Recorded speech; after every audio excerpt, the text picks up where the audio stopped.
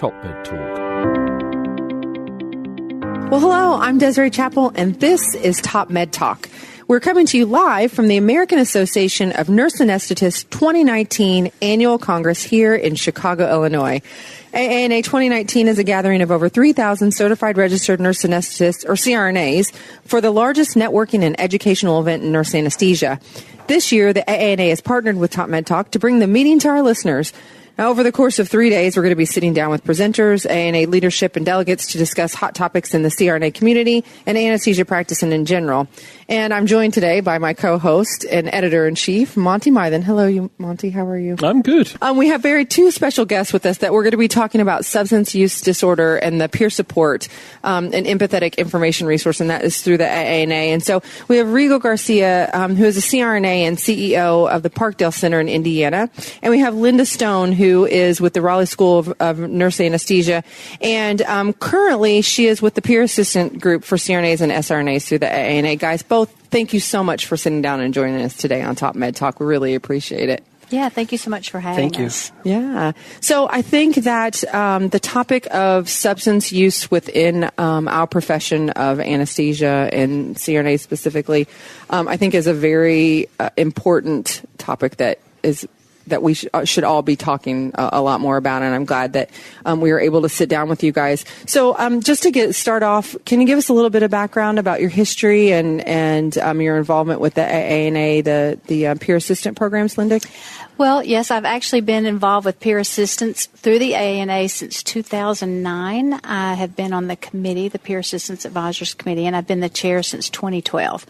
And so my initial interest came from my work as a manager anesthesia department, where we had colleagues that had problems with substance use disorder and really, quite frankly, didn't know how to deal with it. Oh, wow, that's really interesting. So it was from personal experience. Yes. Yeah. Linda, how are they typically identified? Because one of the challenges in this space is people either feeling it's okay to put your hand up because of the people worried about the fact they'll lose their job or it'll be embarrassing, or colleagues turning around and saying, I think so-and-so's got a problem, without it sounding as though you're whistleblowing on them.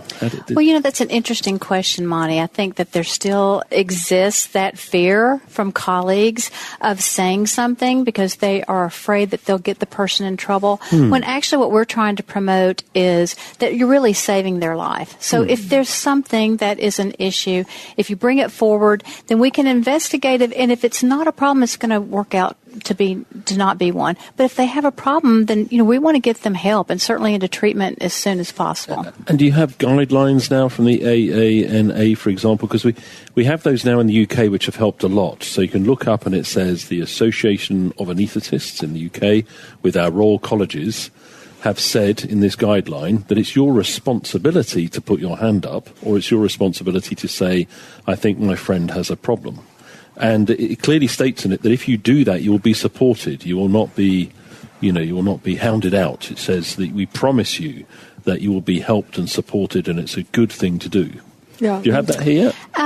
We have guidelines to the AANA, but unfortunately, all the boards of nursing in all of our 50 states are different. And so there's different legalities. So while we would indeed support someone, there's still that issue in the various states. So in some states, if you put your hand up, you might get cuffed and taken away? Yes. Okay. There's mandatory reporting, and so there's still, and Rigo can certainly weigh in on this, but there is still that feeling that for some that they can arrest their way out of it. And so if it's punitive, we battle that all the time. And certainly he has experience, in the treatment facility dealing with people who are coming to treatment and those kind of things. Yeah. Well, Rigo, tell us a little bit about your background and your history with the program that you're running right now. Sure, I'd love to.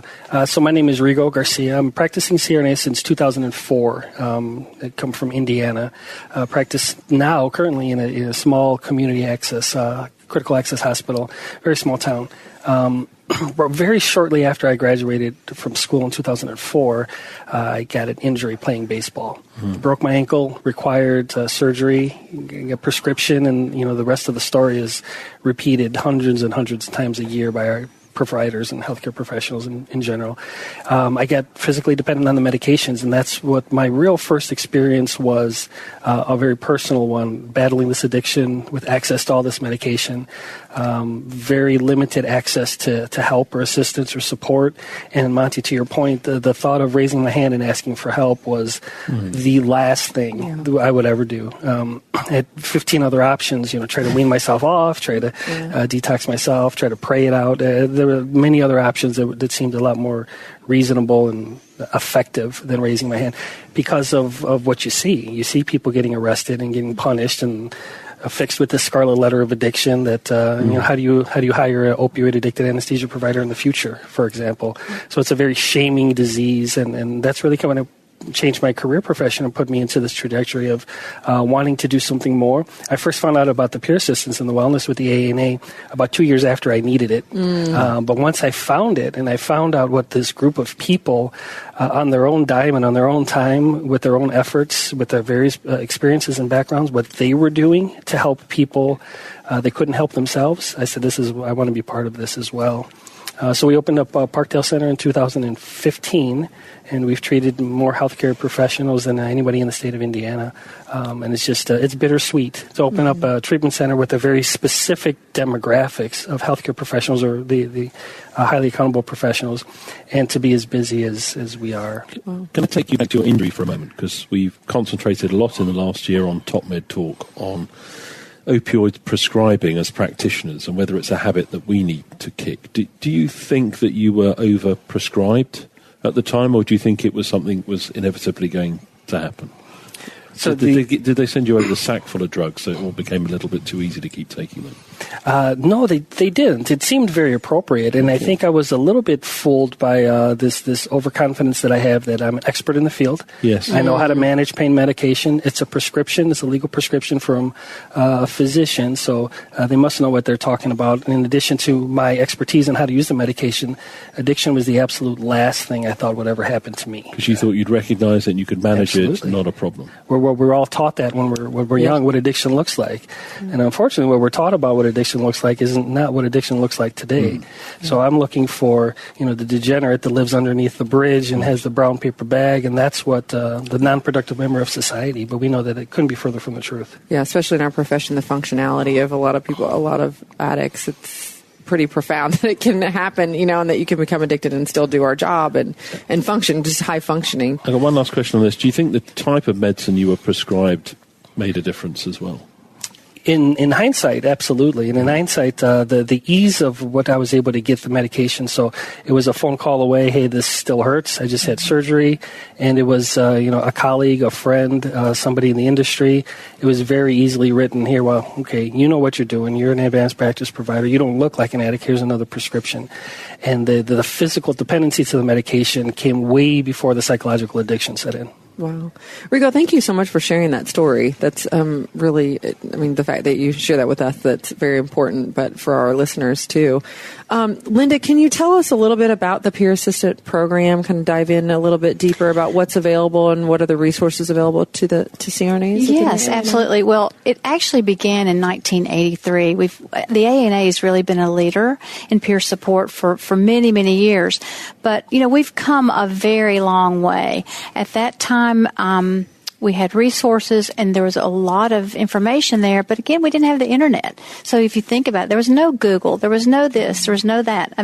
So it was word of mouth. It was very difficult. And so fast forward to today, we have just a wealth of resources. We also have a peer assistance helpline that's answered now 24/7 live. And so we're really there we want people to call, we want to help so that we can get them into treatment if that's what it is, as soon as possible. And actually, since we have developed a strategic partnership with Parkdale and others, but particularly Parkdale, we're able to, from the time of contact to the time they're in treatment, is 36 hours, which is incredible. It used to take us months, sometimes, certainly weeks, and then we lost a lot of people. So that's really what we have. It's anywhere in the country. We can get them in that fast. And the key is to pick up the phone and getting them to funnel to that phone call. And We have a team of experts that are waiting anxiously by the phone to help our colleagues before it's too late. And is this a residential program, or it's a remote support program? So it's actually a residential program, and we work with a lot of the treatment centers across the country with certain expectations that we'd like to see in their programs. And it's, and truth be told, it's the whole spectrum of the whole scope of care and the whole scope of treatment. So while it may start off as the residential component, we make sure we can hold their hands all along the way and provide them with resources all the way to the very ends of the addiction and the beginnings of their recovery, their long-term sustained recovery, with peer support, aftercare support, support groups that we run through the AANA Wellness as well. Wow, that is fantastic that we have those resources available within our community. And how's it funded? Yeah.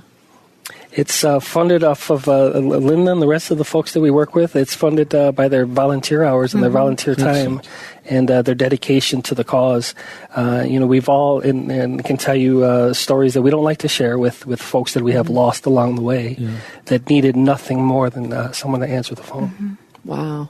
And that just blows me away that it's a volunteer organization, or part of our organization, but it's completely volunteer. Yeah, well, our committee really consists of 7 individuals. We have some people who are in recovery, some who are not. And all of us have a passion and have been touched by substance use disorder in some way. Either it's been through work, maybe it's a family member, also maybe it's a personal history. And so we really are dedicated to getting our message out and to let people know that we're here to help. We want to support, and we want to do what we can, to get them into treatment. Yeah, that's great. Do you do any other type of support, not just with the treatment facilities, but with like legal support or referrals in that way, so that people kind of feel when they come that it's not just, I know I'm going to maybe get help from myself, but, there may be legal ramifications depending on where they're coming from? Is that something? We do have some of that available. We don't really give legal support per se, but there are certainly individuals who know about that in various states. Because remember, every state is different, and every, rule and regulation is going to be different also. So on that point, are you allowed to cross a state line and then put your hand up safely? Or does your state jurisdiction follow you across the line? Your state jurisdiction follows you, Yeah, where it happens. So, to that point, as the evolution of the wellness program and the assistance program has kind of come to be as it is today, it used to be a couple of people with an idea to answer the phone. I think the answering machine was actually an answering machine before they can get somebody to answer. Oh my God, press play, the tape. we've been able to develop this kind of a following and this little army of volunteers across the state, where we have designated members in every state now. So if they come in through the national line and we can start the process and make sure that we can diffuse any acute situation that needs attention, then we can refer them back to their state peer advisor who can help them with local resources. Yeah. So I know, did you guys do like a whole workshop during the AANA meeting this year? We did. Actually, we did a pre-Congress workshop on Friday, and we had 56 people that came. Various representatives from the different states, because each state has at least one state peer advisor. So not everyone was able to come, but we did film it so that they can certainly view it later. But yes, we did do that. We try to do that every 2 years. Okay, every 2 years. So if people are interested in becoming involved, that is something. And is that a resource just for the peer assistant leaders in that state, or for actually people in recovery? People in recovery, really pretty much it's open. We'd like to hit our state peer advisors first, because it is part of their training and ongoing training. Okay. But if other people are interested and we have room, then we accommodate them also. Okay. And what other programs or support do you guys offer through the wellness? Are there other conferences that people attend, or do you do any other workshops at any other conferences? Well, we do have some sort of health and wellness track or health and wellness topic at every AANA meeting. And so we have several AANA meetings, as you know, throughout the year. And so it really is a variety of topics. Sometimes it's on substance use disorder. Sometimes it's on a health and wellness topic. And, that runs the whole gamut. And then sometimes it's both. At the annual meeting, we're very fortunate that it's a longer meeting so that we're able to have more content. And if you actually look at the content for this year, there's a lot of health and wellness. We're really excited There about that. is. Yeah. Every year it seems like there's a little bit more and more. And I love within our own journals and news bulletins, there's every publication has some spot on health and wellness. So I think that's really important within our community. Continue to do that. Guys, I want to thank you so much for sharing your stories with us and the availability of the peer assistant program. If people are interested in or need help, what should we do? What is the way we should reach out? Well, we actually have a wallet card that now is like on the badge. And so we have a helpline number, which is prominently displayed there. Again, as I said, answered live 24/7. Also, on this particular card, we have a QR code. So if they just press that, that's going to take them directly to our resources on our website. Okay. The number is 800-654-5167. And for those of you who can't understand my accent, Desiree will repeat that for you. 1-800-654-5167. And it's a 24/7 confidential live support line. And is this for all CRNAs, regardless of whether or not you're an AANA member? Yes. Yeah. And what if any other health providers happen to hear this and call that line? Will they be referred somewhere? Yes, absolutely. So anyone who really calls that line, we don't send them on their way. We'll get them the resources that they're needing, that they're looking for. If it's a nurse, we'll get them connected into their resources.